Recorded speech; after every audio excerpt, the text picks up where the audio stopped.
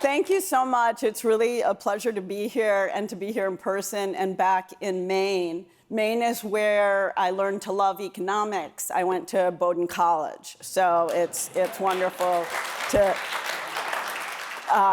be here. And I actually made my task really easy, which is I was just going to talk about globalization and explain that it's not a four-letter word. And I thought that was going to be really easy, but the conference made it hard for me because they put me after Doug, who's such a great presenter, and then on top of that, they threw in a cat video. So now it's going to be really, really hard. But what I'm going to do is I'm going to tell you a little bit about the great things that have come from globalization, and then do some myth busting.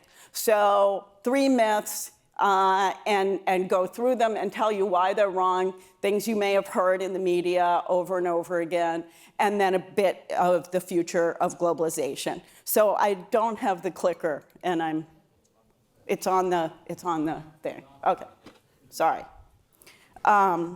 So first, to say how globalization grew fast and remains high. So this follows really nicely from Doug's presentation because he talked about all the liberalization that happened and why it happened. And this shows what happened to trade as that liberalization took place. And this period from roughly 1990 to 2008 is known as the period of hyperglobalization. So we just had this huge, huge increase in trade's share of world GDP from about 30% to 60%. And part of that came from the many liberalization initiatives that happened over the period, including the fall of the Berlin Wall, the NAFTA, the WTO, China's opening up and joining the WTO, the European Union going to the single market, as well as the accession of all the Eastern European countries to the European Union. So you had a lot of liberalization initiatives during that period. You also had technology, which played a big role in the formation of the internet, passing of information, and capital flows, and data also started to be much more open and traded around the world. And we see this huge, huge, huge rise that continues in data flows today. But what happened after the financial crisis was this period of slowbalization. So trade sort of stagnated. And part of that was because there were no more liberalization initiatives, but part of it is because there's a real difference between trade and GDP. So GDP, gross domestic product, is measured as value added. Trade is measured in gross. So if cloth goes from Asia to Mexico and then gets sewn into a sweater and goes to the US, it gets counted both times, the full value. So as global value chains were developed, you just had this huge surge in trade flows, but once they were in place, that kind of stopped. But trade remains at a very high level to this day. And what happened from this rise in trade? The countries and regions that were most invested in trade saw their incomes rise dramatically. So if you look at the countries that have grown fast, whether it's the Asian tigers, countries like Korea and Taiwan, whether it's China more recently, Vietnam now, they're all countries that have opened to trade and really benefited from growing trade flows. And this had a huge effect on poverty around the world. So poverty just fell dramatically during this period of hyperglobalization. So 1 billion people were brought out of extreme poverty, less than $1 a day, living on less than $1 a day during this period. So, so on the right, on the, I guess it's the left, it shows Shanghai in 1990 and 2010. So that's just to highlight how much the world changed over this period. And then on the right is this well-known elephant curve. And what it does, and that's the curve, I drew in the little elephant on top of it. It was called that before I drew it, but just to really show why it was called that. It shows, if you were to line up everybody, all nearly 8 billion people in the world, from the poorest to the richest, and you looked at what happened to their per capita incomes over time, what you would see, or each person's income growth, what you would see is that the poor had pretty good income growth over this period of hyperglobalization. So incomes grew really quite strongly. There's a dip here that's been discussed as, oh, that's the stagnation in the West. Well, if you go into the data, it turns out that's actually the fall of the Soviet Union and the huge income decline there. If you bring this chart up to the most recent data that's available, 2016, right when it was being discussed as the stagnation of the richer countries, actually it disappears. So that part is no longer there. But the point I want to make is that inequality, we talk a lot, and I'm sure we're going to hear more about the effects of globalization on the United States. But if we think of it from a global rather than local perspective, trade has actually reduced inequality. So now I'm going to go into the 3 myths. And the first myth is buying local is always better. You hear a lot about buying local. And actually in the 1980s, if you had this Toyota in Michigan, it would be not such a good thing. You might end up with your car having some paint or smashed windows. So it's kind of funny how all the buy local stickers are on a Toyota. But but buying local is not always better. So the first point is, even for the US, if you look at the products where prices have grown over time, so this is this period, it doesn't start quite at the period of hyperglobalization, but it's still during it. The things that grew are all non-traded. So you have college tuition, education, childcare, medical care, energy. The things that fell in price are the things that are traded. TVs, toys, software, et cetera. So globalization is a big reason we had this whole period of low interest rates and constant prices. Now, as we're thinking about deglobalization, there's real concerns of the effects that would have on prices. In fact, Janet Yellen, in the same week, she coined the term friend shoring, which means bringing stuff here and to our friends. She also said, maybe we should reduce tariffs because I'm worried about inflation. So the problem is you need trade if you want price stabilization or even reduction.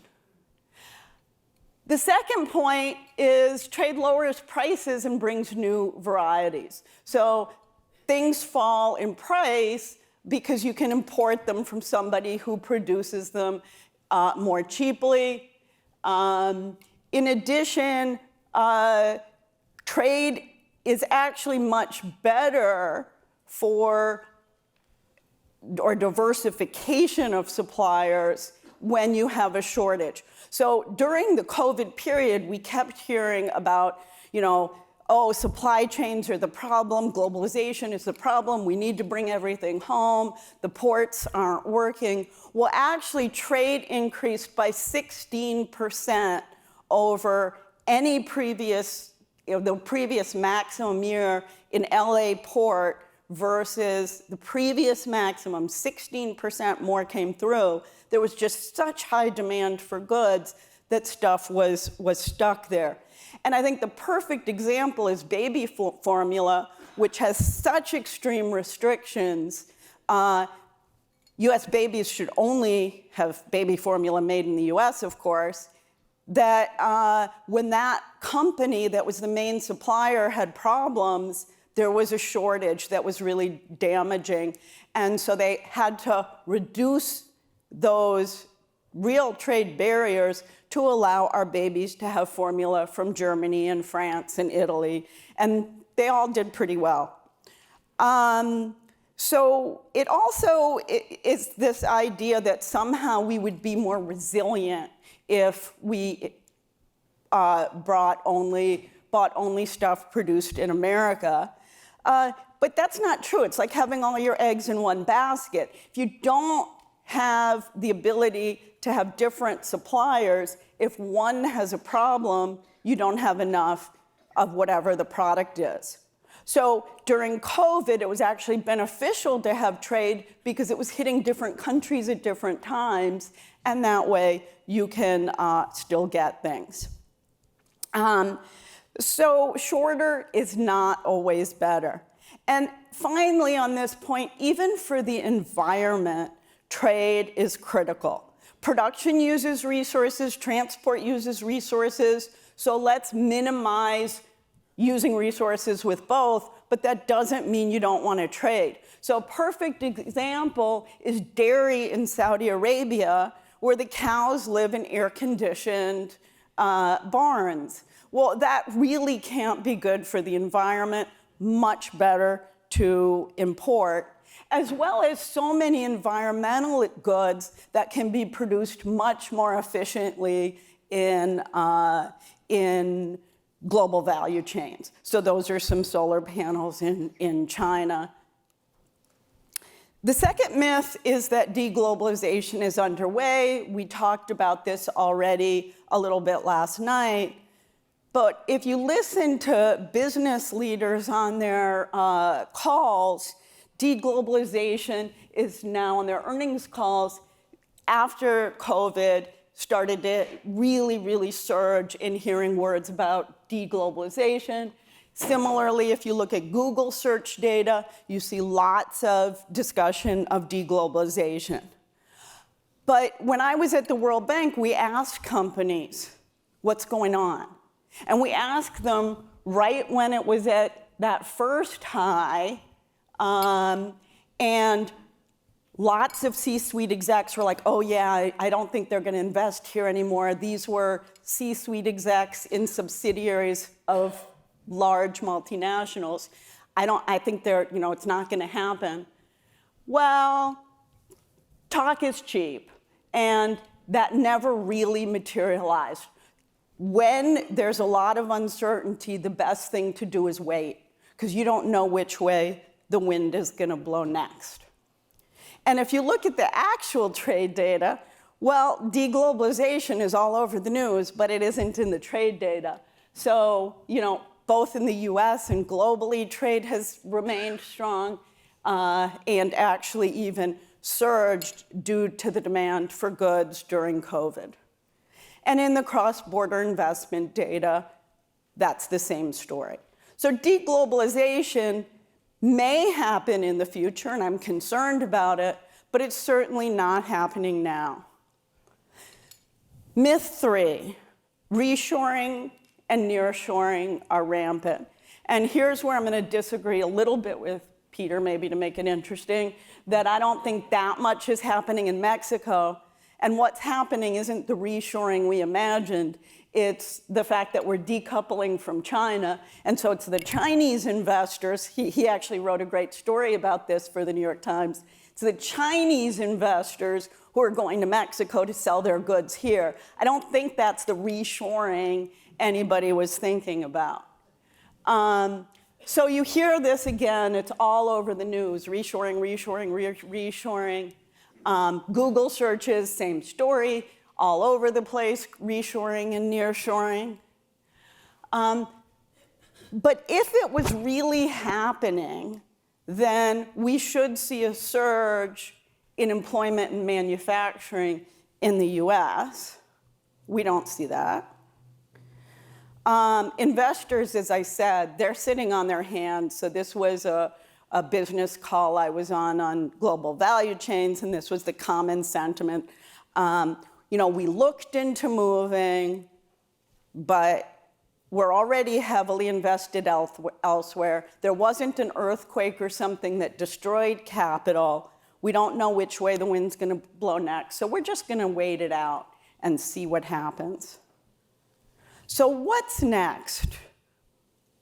So decoupling is happening.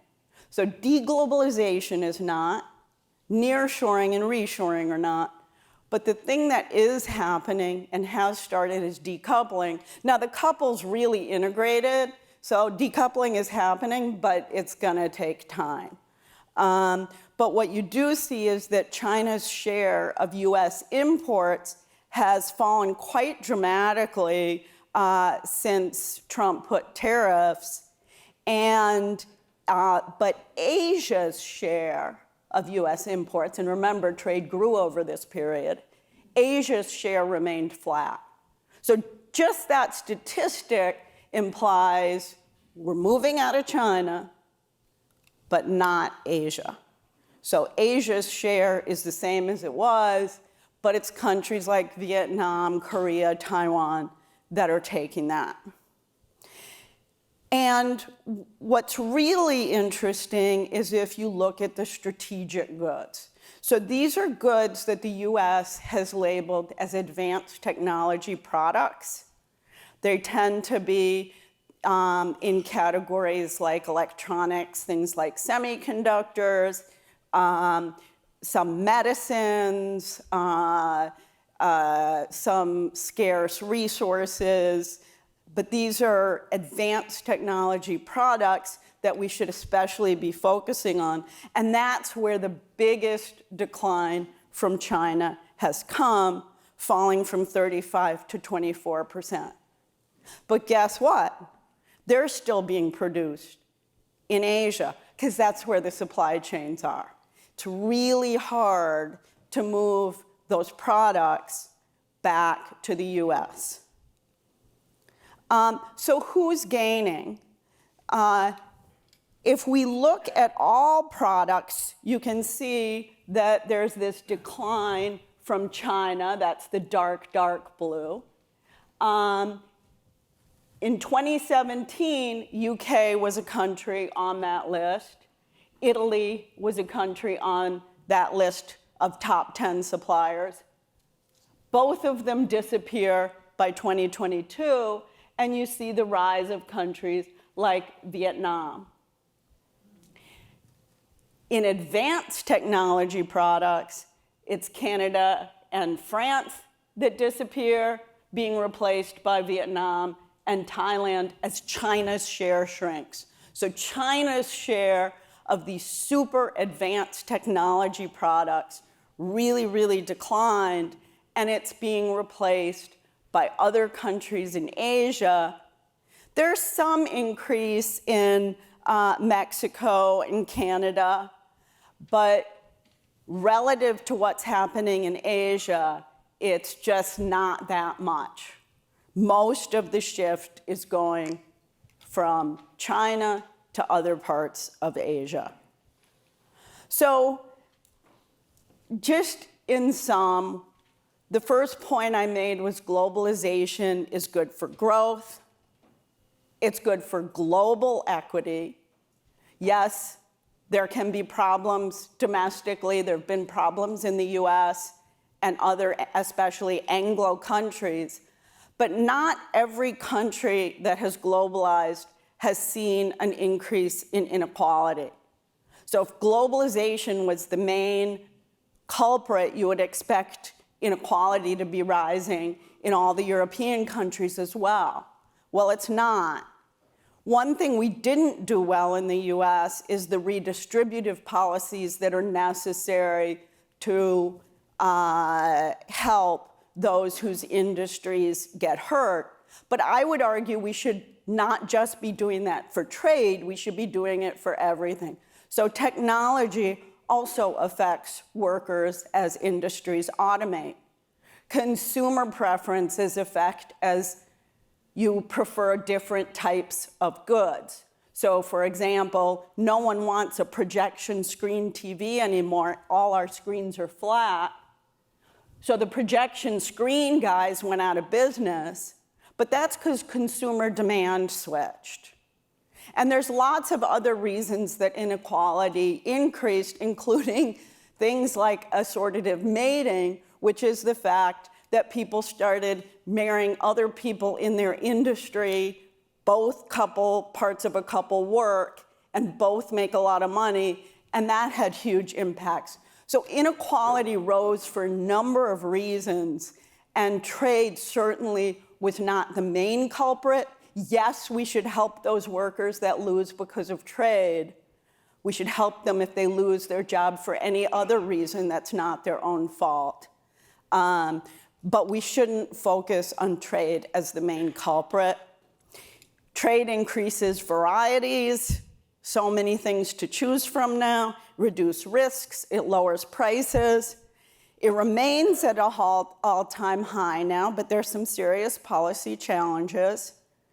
US-China decoupling is happening, but deglobalization, nearshoring, and reshoring are not yet apparent in the data, and they will be super hard to do.